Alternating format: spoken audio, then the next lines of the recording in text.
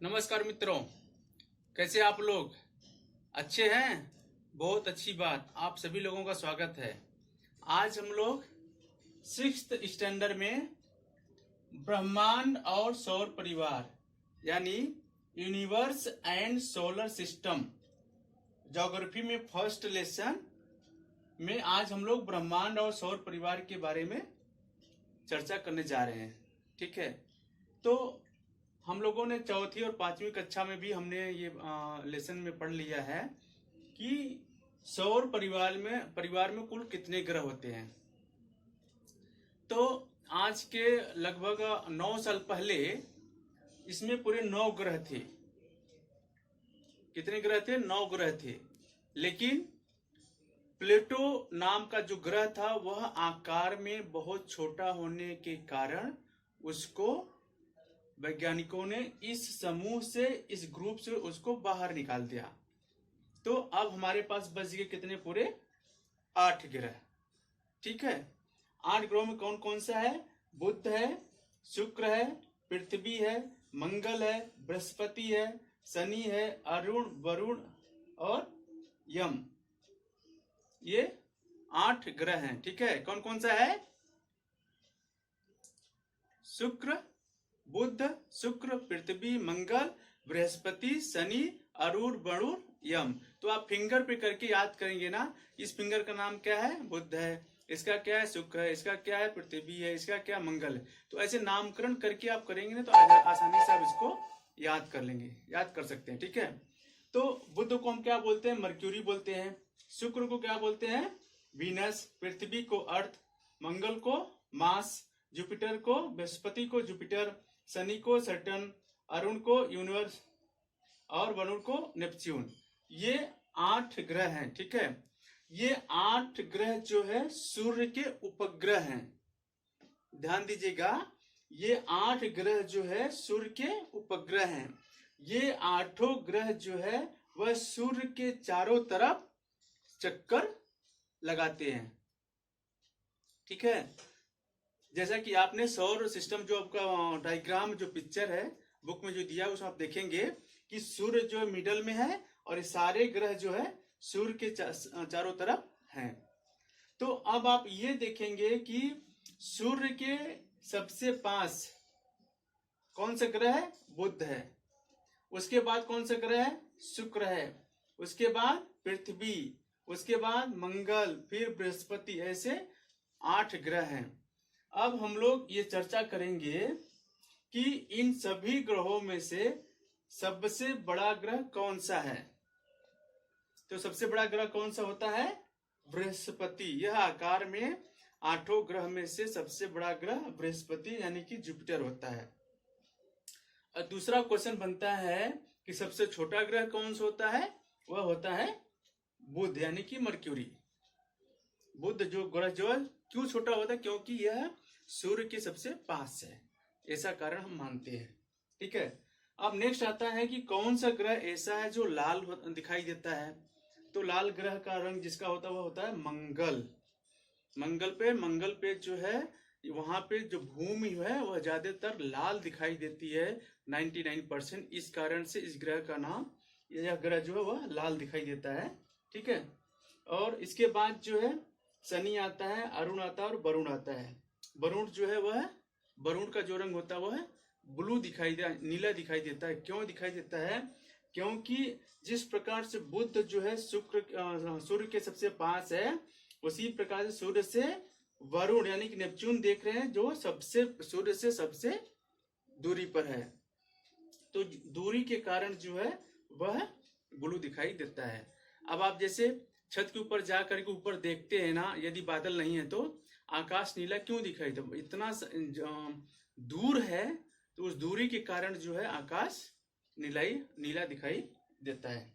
ठीक है, तो इतना आपको समझ में आ गया है। ठीक है, अब हम लोग आते हैं घूर्णन और परिक्रमण। घूर्णन क्या है? जैसे हम स्पाइनर चलाते हैं ना तो एक ही जगह पे देखो नाचता है।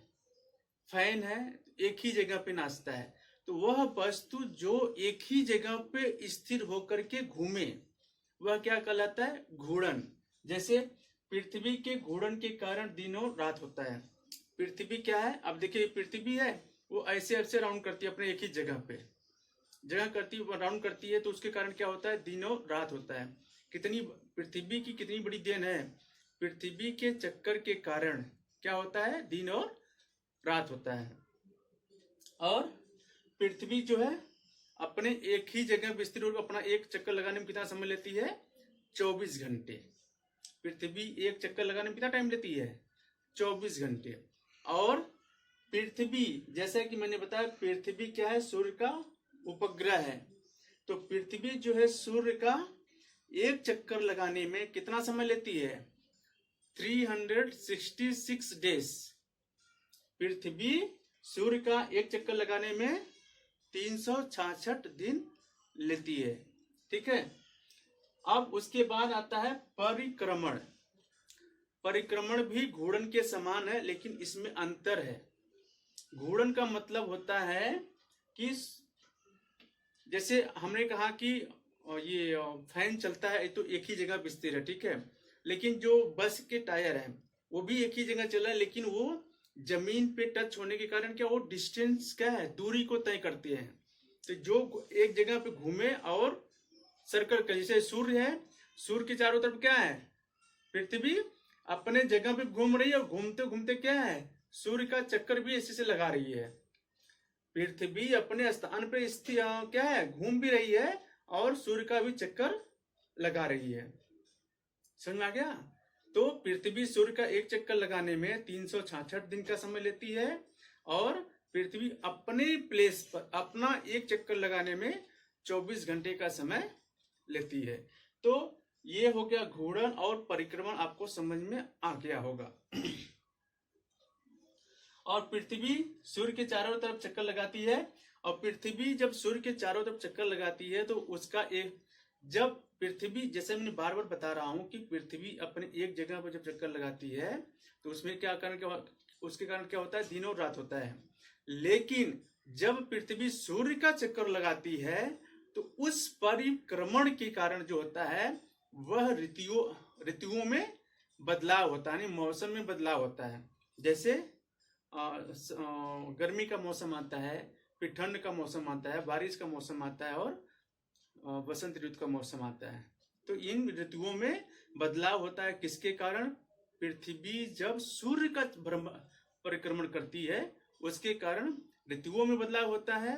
और जब पृथ्वी अपने चक्कर पे, अपने स्थिर पे एक चक्कर लगाती है, उसके कारण क्या होता है, दिन और रात होता है। सूर्य भूमध्य रेखा पर 21 मार्च और 23 सितंबर को सीधा चमकता है। भूमध्य रेखा पर सूर्य भूमध्य रेखा पर 21 मार्च और 23 सितंबर को सीधा चमकता है। और इस सीधा चमकने के कारण जो है उस दिन और रात क्या है, दोनों बराबर होते हैं। 2 दिन पूरे साल में 2 दिन ऐसे हैं जो, वो दिन कौन सा, 21 मार्च और 23 सितंबर। ध्यान रखिएगा, 21 मार्च और 23 सितंबर को दिन और रात बराबर होते हैं। ठीक है। इस कारण में दिन और रात में एक बराबर होते हैं। 21 जून को सूर्य कर्क रेखा पर सीधा चमकता है।